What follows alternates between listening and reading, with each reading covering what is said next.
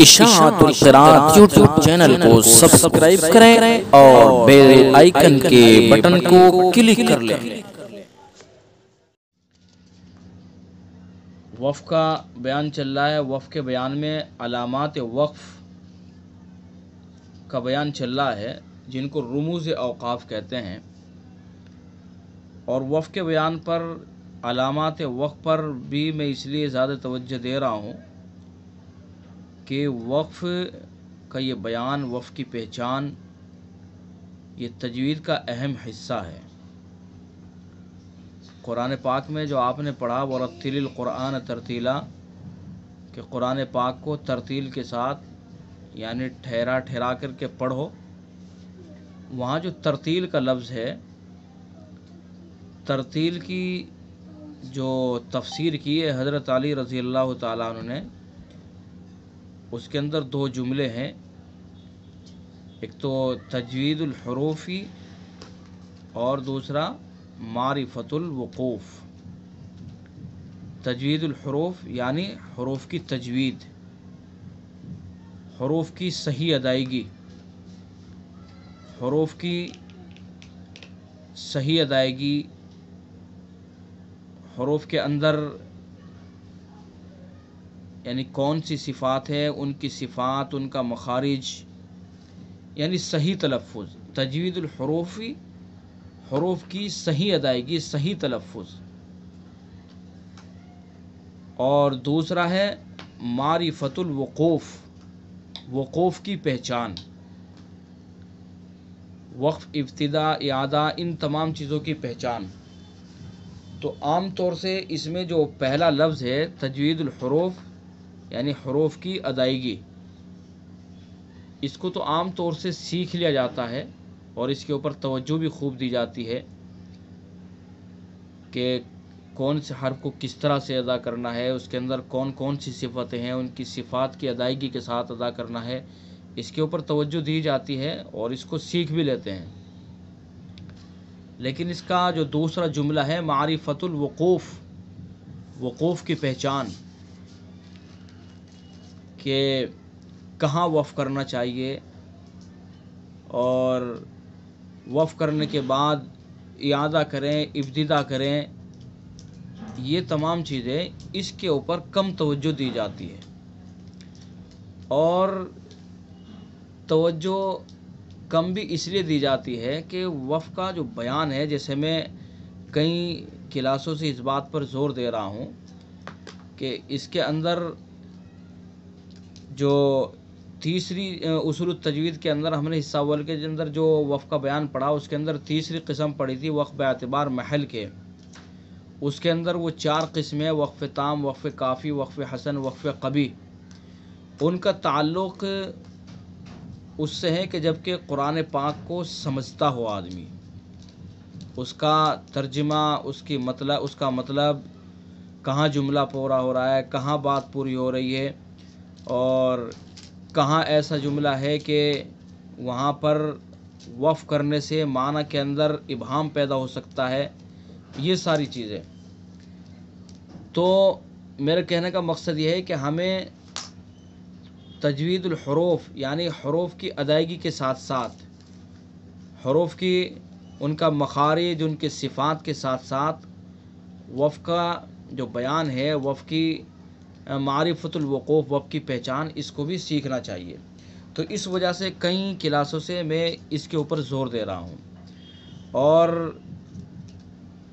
دیکھیے، اگر ہم قرآن پاک کو نہیں سمجھ پاتے ہیں تو پھر یہ رموز اوقاف، یہ علامات وقف بنائی گئی ہیں، ان کا خیال کیا جائے، اور تفصیل سے علامات وقف کا بیان آپ کے سامنے آ چکا ہے کہ ہمیں کہاں، یہ بات اپنے ذہن میں رکھنی چاہیے۔ آپ نے اصول التجوید حصہ اول کے اندر جو ہدایات تھیں وہاں بھی پڑھا تھا کہ قرآن پاک میں کوئی علامت وقف ایسی نہیں ہے کہ وہاں ہر حال میں رکنا ضروری ہو، ٹھیک ہے؟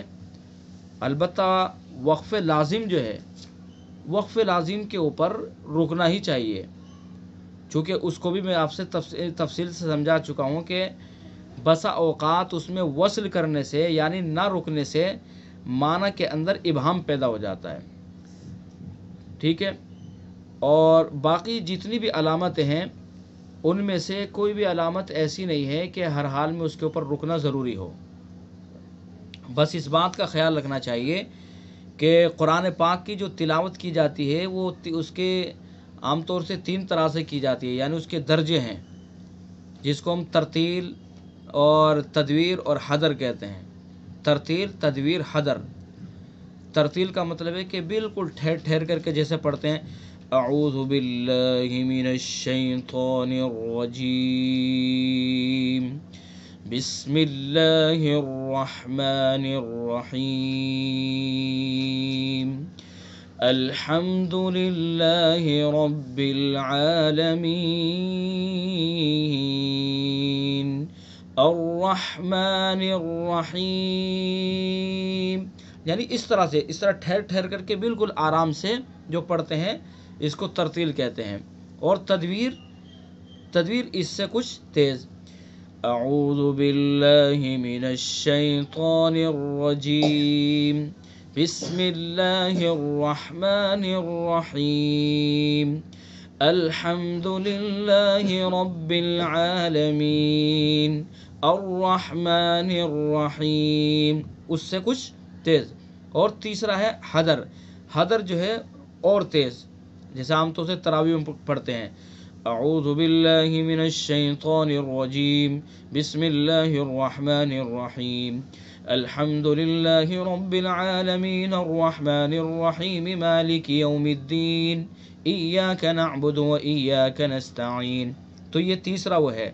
تو اگر ہم قرآن پاک کو ترتیل میں پڑھ رہے ہیں، چونکہ ترتیل میں جب پڑھتے ہیں تو اس کو سمجھ کر کے پڑھا جاتا ہے، تو ترتیل میں جب پڑھ رہے ہیں تو ترتیل میں اس وقت جو یہ علامات وقف ہے اور جن علامات پر رکنا چاہیے ان علامات پر وقف کرے، جو آیتیں بنی ہوئی ہے، جو علامتیں بنی ہیں ان پر وقف کرے، ٹھیک ہے، جبکہ ترتیل میں، تاکہ تسلی سے، اطمینان سے قرآن پاک پڑھا جا سکے۔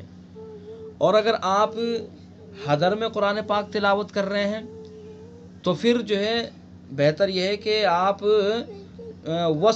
وصل کر کے پڑھیں تاکہ زیادہ سے زیادہ قرآن پاک پڑھا جا سکے، ٹھیک ہے۔ البتہ اس بات کا خیال رکھا جائے کہ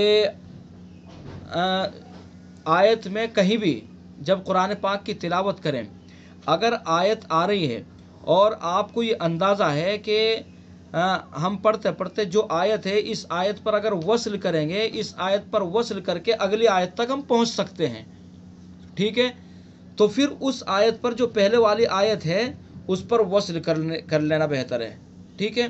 اور اگر یہ ہے کہ اگر ہم نے اس آیت پر وصل کیا اور اگلی آیت جو ہے وہاں تک پہنچتے پہنچتے بیچ میں سانس ٹوٹ سکتا ہے، سانس پھول سکتا ہے، تو پھر بہتر یہ ہے کہ آپ پہلی آیت پر وصل کر لیں۔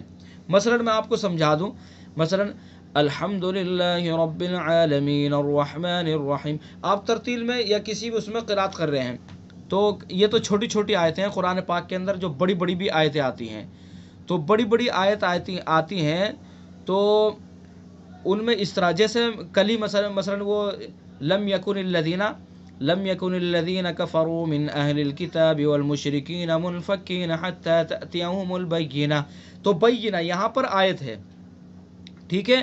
اگلی آیت ہے رسول من اللہ یتلو صحفا مطہرہ، تو یہ پہلی آیت ایک لمبی آیت ہے، تو آپ نے قرآن پاک کی تلاوت شروع کی، اگر آپ کو اپنے اوپر یہ بھروسہ ہے کہ ہم نے پہلی آیت پر وصل کیا تو پہلی آیت پر وصل کر کے اگلی آیت تک ہم پہنچ سکتے ہیں، تو اس لیے پہلی آیت پر وصل کرنا بہتر ہے، ٹھیک ہے۔ یہ اس وقت کی بات کر رہا ہوں جبکہ قرآن پاک حدر میں آپ تلاوت کر رہے ہیں، ٹھیک ہے۔ اور اگر آپ کو یہ اندازہ ہو، یہ لگتا ہے کہ ہم نے اگر پہلی آیت پر وصل کیا تو ہم اگلی آیت پر پہنچ نہیں پائیں گے، تو پھر اس پر وقف کر لیں۔ بات سمجھ میں آ گئی؟ تو بہرحال ان تمام چیزوں کا خیال رکھا جائے قرآن پاک کو، اس لیے میں نے کہا کہ یہ جو بیان ہے وقف کا یہ بڑا اہم ہے۔ میں نے آپ سے عرض کیا کہ جو قرآن پاک کے اندر جو آیت ہے نا، وَرَتِّلِ الْقُرْآنَ تَرْتِیلًا، قرآن پاک کو ترتیل کے ساتھ پڑھا جائے، تو تو ترتیل میں یہاں جو ترتیل کا لفظ ہے اس کی جو تفسیر حضرت علی رضی اللہ تعالیٰ عنہ نے فرمائی ہے تو اس کی تفصیل یہی ہے.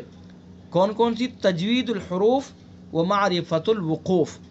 دو جملے ہیں کہ حروف کی تجوید یعنی حروف کی صحیح طرح سے ادائیگی، اس کا تلفظ، اس کے اندر وہ کہاں سے نکلنا ہے، کون کون سی صفتیں ہیں اس کے اندر، اس کو پر پڑھنا ہے، باریک پڑھنا ہے، اس کے اندر پستی کرنی ہے، نرمی کرنی ہے، سختی کرنی ہے، یہ سب کیا ہے؟ تجوید الحروف. وہ معرفت الوقوف، اور معرفت الوقوف یہ وقف کی پہچان کہ کہاں رکنا ہے، کس طرح سے رکنا ہے، کس جگہ رکنا ہے، کس حالت میں رکنا ہے، یہ ساری چیزیں وہی جو میں آپ کو سمجھانا چاہ رہا ہوں.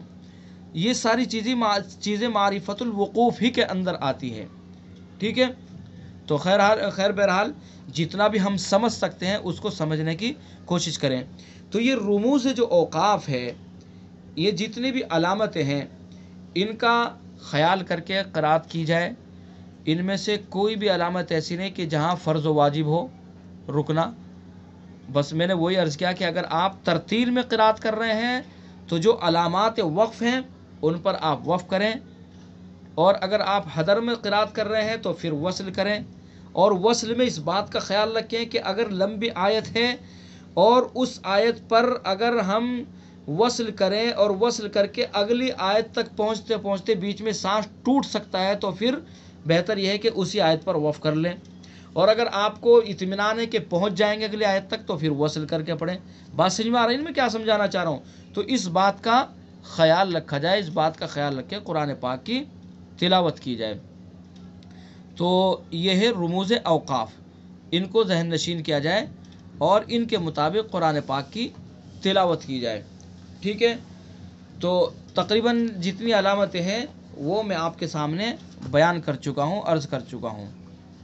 ٹھیک ہے، تو چلیے ایک مرتبہ پھر میں ایک ایک کر کے آپ کو سمجھاؤں کہ کس پر ہمیں رکنا ہے، کس پر نہیں رکنا ہے. جتنی بھی علامتیں ہیں، دیکھیے میں پہلے آپ کو بتلا دوں، جتنی علامتیں آپ کے سامنے بیان کی جا چکی ہیں ان میں سے کچھ علامتیں ایسی ہیں جو قوی علامتیں ہیں. قوی علامتیں کون کون سی ہیں؟ آیت، جس کو ہم آیت جانتے ہیں، آیت قوی علامت ہے، اور میم قوی علامت ہے، اور اسی طرح سے طا بنا ہوتا ہے یہ قوی علامت ہے، جیم قوی علامت ہے، اور ایک وہ 5 کا ہندسہ ہوتا ہے وہ بھی چونکہ آیت ہی کے حکم ہے تو وہ قوی علامتیں ہیں. ٹھیک ہے، تو قرآن پاک کی جب ہم تلاوت کریں تو قوی علامت کے ہوتے ہوئے جو ضعیف علامتیں ہیں ان پر وقف نہیں کرنا چاہیے. بات سمجھ میں آ گئی؟ یعنی ایک آیت کے اندر قوی علامت بھی ہے اور ضعیف علامت بھی ہے. ضعیف علامت جو دیگر ہیں وہ زا، صاد، قاف، کاف، قف، صل، یہ سب کیا ہیں؟ یہ ضعیف علامتیں ہیں. یہ علامتیں ایسی ہیں کہ ان پر بھی بوقت ضرورت وقف کر سکتے ہیں، بوقت ضرورت کر سکتے ہیں. لیکن اگر کسی آیت کے اندر کسی جگہ یہ ساتھ جگہ ہو کہ قوی علامت بھی ہے وہاں پر اور ضعیف علامت بھی ہے تو پھر ہمیں قوی علامت پر رکنا ہے، ضعیف علامت پر نہیں رکنا ہے. اسی طرح سے آیت کے اوپر جو گول دائرہ ہے، آیت کے اوپر آپ نے دیکھا ہوگا کہ آیت کے اوپر کبھی قوی علامت بھی ہوتی ہے، کہیں طا بنا ہوا ہوتا ہے، جیم بھی بنا ہوا ہوتا ہے، میم بھی بنا ہوا ہوتا ہے، اور کہیں جو ہے ضعیف علامتیں بھی ہوتی ہیں. یعنی کہیں اس کے اوپر زا بھی ہوتا ہے، قاف بھی ہوتا ہے، کاف بھی ہوتا ہے، کہیں لام بھی بنا ہوا ہوتا ہے. ٹھیک ہے، تو اس وقت ہمیں کیا کرنا ہے؟ قوی علامت اگر ایسی آیت اگر ہمیں برابر میں ایسی آ گئی کہ اس کے اوپر ضعیف علامت ہے اور اس ضعیف علامت کے بعد اگلی آیت ہے کہ وہ پکی علامت ہے تو ہمیں اس پر وقف کرنا چاہیے. ٹھیک ہے، جیسے مثلا میں نے کل بھی آپ کو سمجھایا تھا. دیکھیے قرآن پاک کے اندر دیکھیے اس چیز کو میں آپ کو دکھاتا ہوں. میں چاہ رہا ہوں کہ یہ بیان آپ کو اچھی طرح سے سمجھ میں آ جائے، یہ رموز اوقاف آپ کو اچھی طرح سے سمجھ میں آ جائے، چونکہ یہ بہت ہی اہم بیان ہے. میں نے کل دیکھیے یہی صورت دیکھیے، سورۃ البینہ، اس کے اندر پہلی 2 آیتیں جو ہیں، ایک تو حتی تأتیہم البینہ اور دوسری رسول من اللہ یتلو صحفا مطہرہ، یہ 2 آیتیں ہیں. ٹھیک ہے، آیت ہے، بینہ بھی آیت ہے اور مطہرہ بھی آیت ہے، لیکن دونوں آیتیں ایسی ہیں کہ دونوں کے اوپر لام بنا ہوا ہے. لام بنا ہوا نا دونوں کے اوپر، بینہ کے اوپر بھی لام بنا ہوا ہے اور مطہرہ کے اوپر بھی لام بنا ہوا ہے. اور لا کے بارے میں آپ کو اچھی طرح سے معلوم ہو گیا، میں سمجھا چکا ہوں کہ یہ لا، یہ تو یعنی ایسی علامت ہے اس کے اوپر رکنا ہی نہیں چاہیے. یہ تو اضعاف علامت ہے، بالکل اس کے اوپر رکنا ہی نہیں چاہیے، اور سنگل ہو تو بالکل رکنا ہی نہیں چاہیے. تو یہاں میں آپ کو سمجھانا یہ چاہ رہا ہوں کہ اگر ہم قرآن پاک کی تلاوت کر رہے ہیں، اب یہ تو آیت لمبی ہے، اس پر ہم جو ہے بینہ پر اگر وصل کریں گے تو آگے تک پہنچنا مشکل ہوگا، اور اگر کوئی پہنچ سکتا ہے تو پہنچے. لیکن دوسری آیت جب ہم تلاوت کریں، رسول من اللہ یتلو صحفا مطہرۃ فیہا کتب قیمہ، ٹھیک ہے. قیمہ جو ہے، قیمہ یہ آیت ہے، اس کے اوپر جو علامت بنی ہوئی ہے طا بنی ہوئی ہے، اور طا کون سی علامت ہے؟ قوی علامت ہے، ٹھیک ہے. تو جب ہم قرآن پاک کی تلاوت کریں، تلاوت کرتے ہوئے مطہرہ کے اوپر وقف کرنے کے بجائے ہم قیمہ کے اوپر وقف کریں. بات سمجھ میں آ رہی ہے؟ یہ بات الگ ہے کہ مطہرہ چونکہ یہ آیت ہے اس کے اوپر وقف کر سکتے ہیں، لیکن اگر آپ وصل میں قرآن پاک، حدر میں قرآن پاک پڑھ رہے ہیں تو پھر بہتر یہ ہے کہ مطہرہ یہ اس کے اوپر ضعیف علامت ہے، اس کو چھوڑ کر کے جو قیمہ اس کے اوپر قوی علامت ہے اس کے اوپر وقف کریں. ٹھیک ہے، کس طرح سے پڑھیں؟ رسول من اللہ یتلو صحفا مطہرۃ فیہا کتب قیمہ، یعنی مطہرہ پر وصل کریں اور قیمہ پر وقف کریں. اسی طرح سے آگے وما تفرق الذين اوتوا الكتاب الا من بعد ما جاءتهم البینہ، یہ تو قوی علامت ہے، اس کے اوپر کوئی حرج نہیں آگ کریں. اب آگے جو ہے لہ الدینہ، لہ الدینہ یہ بھی حالانکہ آیت کے حکم ہے لیکن لام بنا ہوا ہے، تو لام کی وجہ سے اس پر وقف نہ کر کے آگے قیمہ پر وقف کریں. بات سمجھ میں آ گئی؟ تو یہ ہے، یعنی کہنے کا مقصد یہ ہے کہ کسی جگہ اگر ضعیف علامت بھی ہو اور قوی علامت بھی ہو تو قوی علامت پر وقف کرنے کی کوشش کریں. بات سمجھ میں آ گئی؟ چلیے اب آج کے سبق کے اندر ایک دو علامتیں جو باقی رہ گئی ہے وہ بھی آپ کو میں سمجھا دوں، اور اس کے بعد پھر ایک مرتبہ آپ کو پھر میں اچھی طرح سے اس کو شروع سے آخر تک یہ علامات وقف کو پھر سمجھاؤں گا. یہ دیکھیے جو علامتیں رہ گئی ہماری پڑھنے سے کون کون سی ہیں.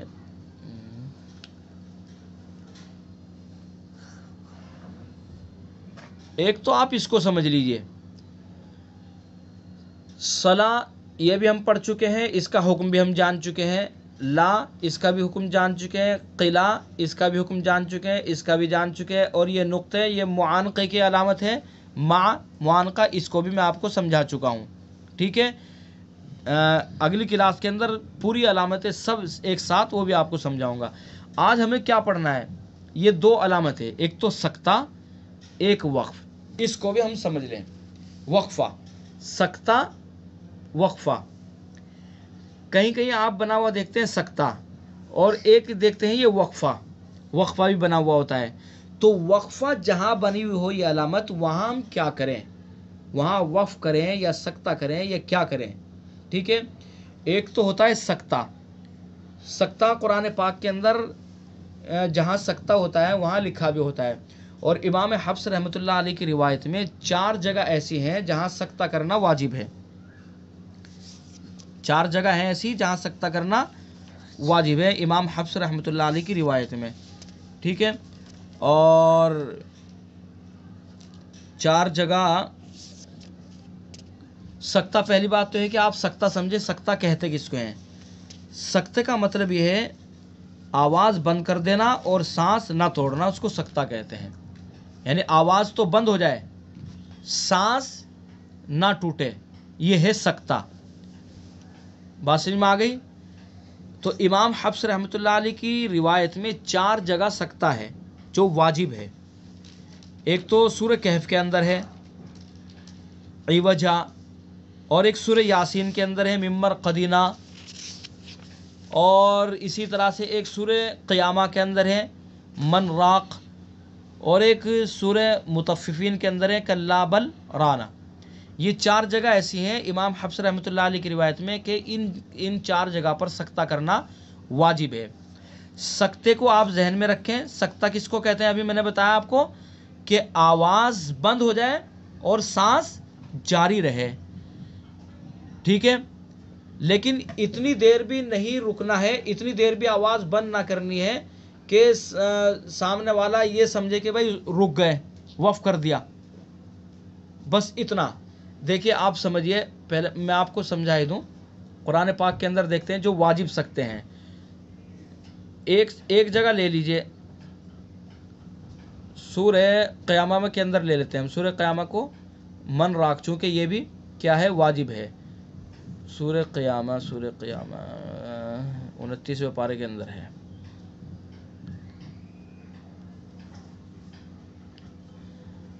یہ دیکھو،